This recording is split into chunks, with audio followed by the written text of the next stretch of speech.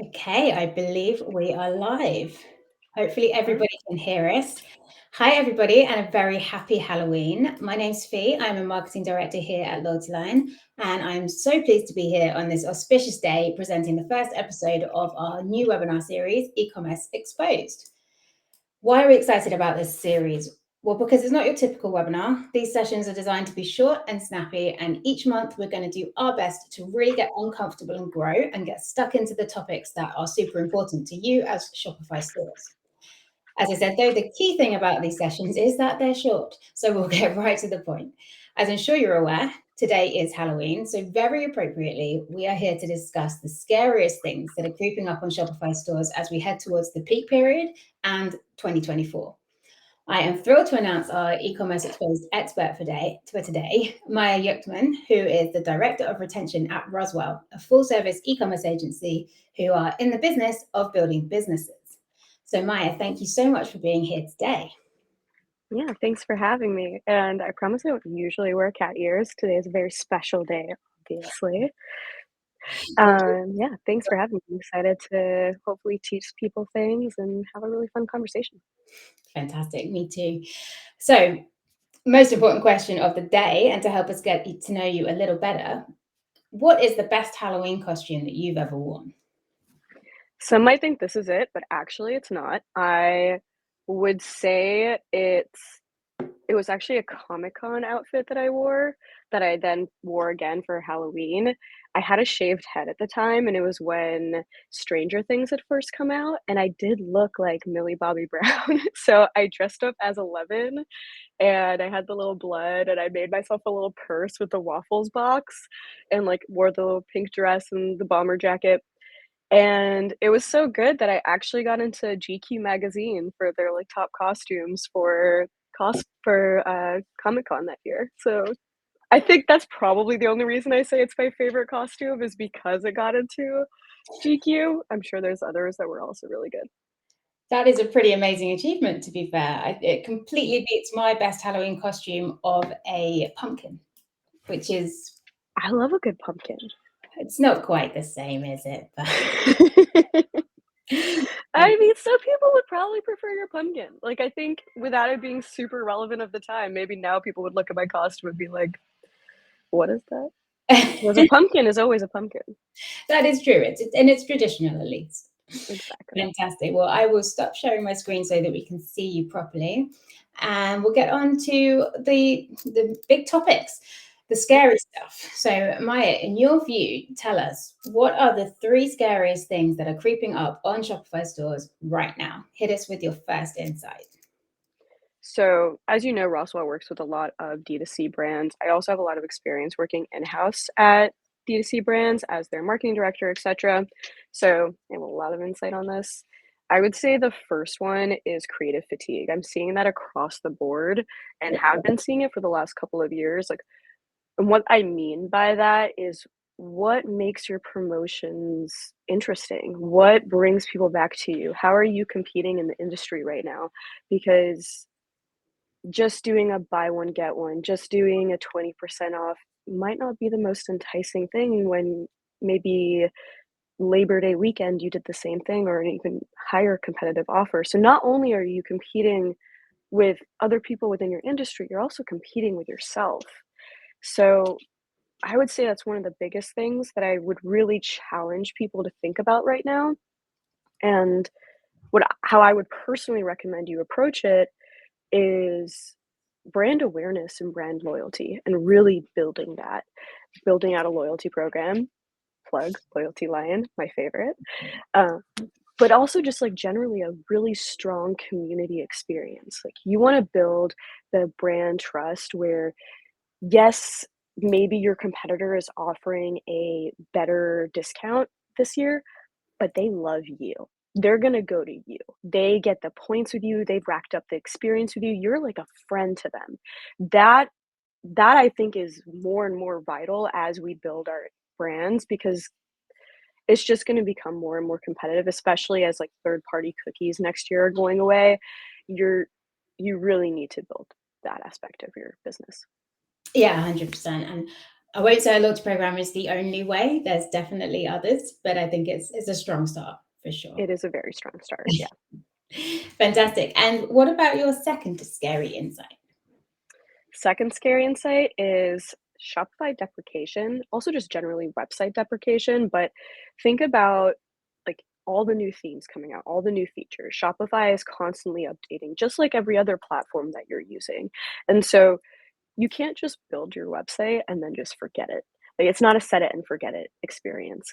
And I've found that some brands will just think like, okay, well, we spent all this money, we did the thing. I'm like, that's awesome. But every year, honestly, every quarter, there should be a portion of your budget going to what is new, like, are we actually investing in the apps that are like most accurate, that are most built out for our business? Because, for example, just with Shopify alone, they're they're working to kind of like get rid of a bunch of features there so that really it's all going to be within the apps. And so is your website built for that? Is your website built for the newest update, sorry, update? And if it's not, then how are you going to compete? You're not. Your load time is going to be really like funky. You're investing so much in your marketing, you're investing so much to get people to your website just for it to crash and break. That makes no sense. You need to constantly be keeping your finger on the pulse of what's coming and really looking to see how you can match up to everything that's coming down the pipeline.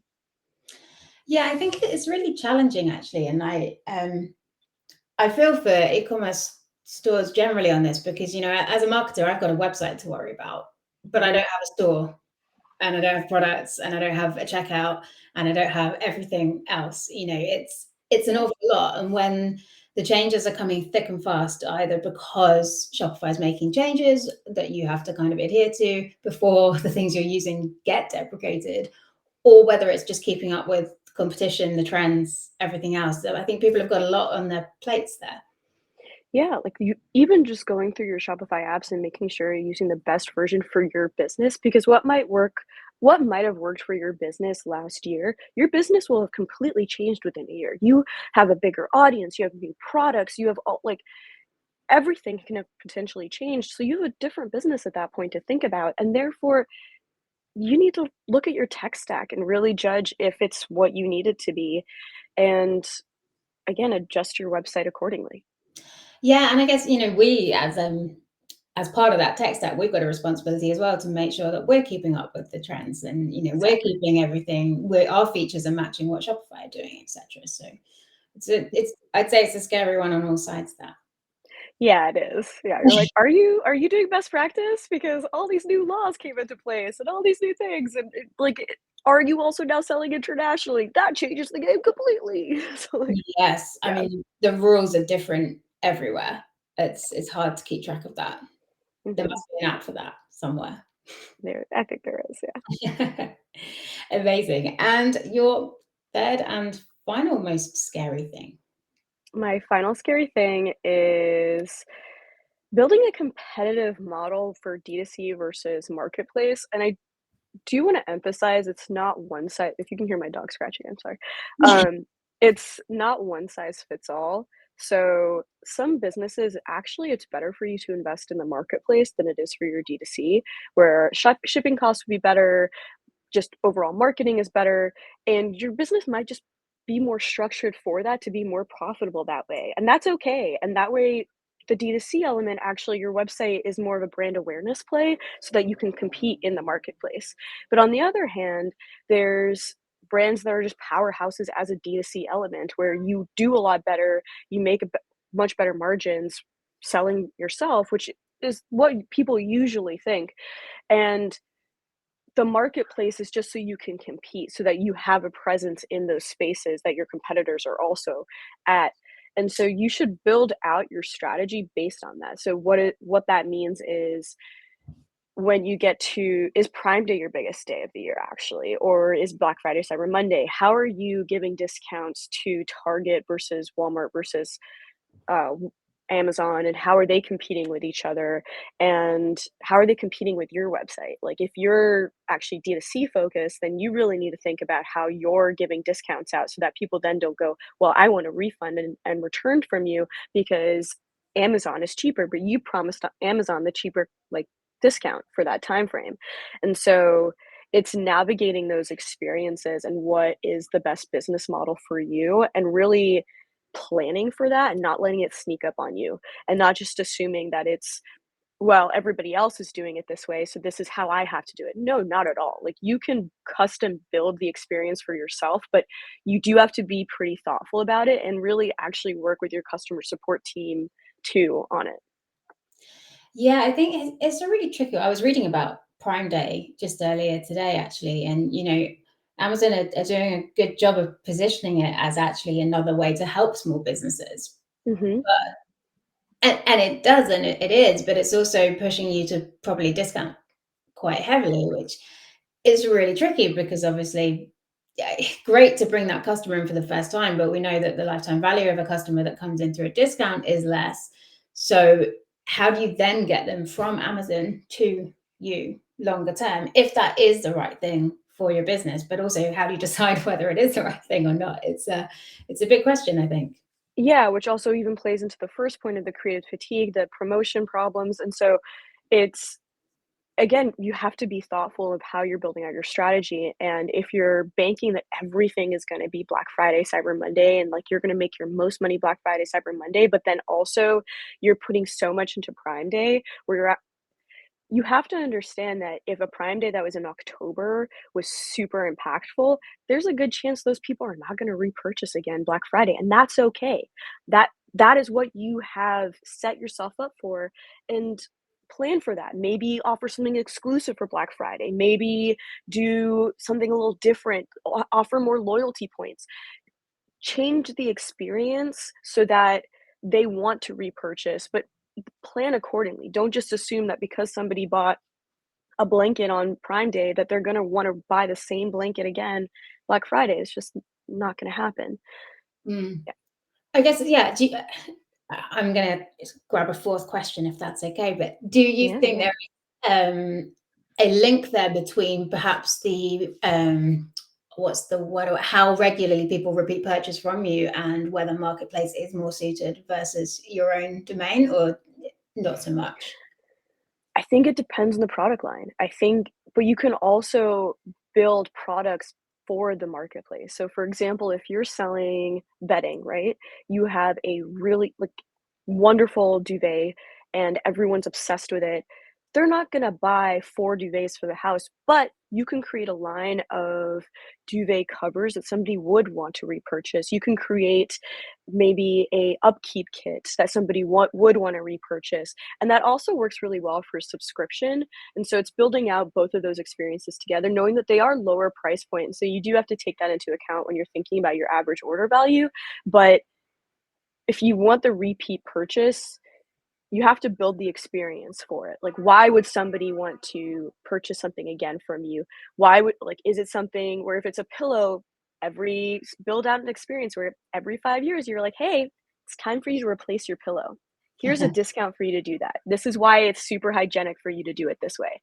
And you could do that. And that actually is a really great customer experience, but you have to plan accordingly. Like, if I bought a Louis Vuittons, I'm not gonna buy more Louis Vuittons the following year, like, unless I have just money coming out my ears, which hopefully maybe one day I will, but I would buy an upkeep kit. I would buy something to help maintain those Louis Vuittons. I would buy, like, a really beautiful case for them.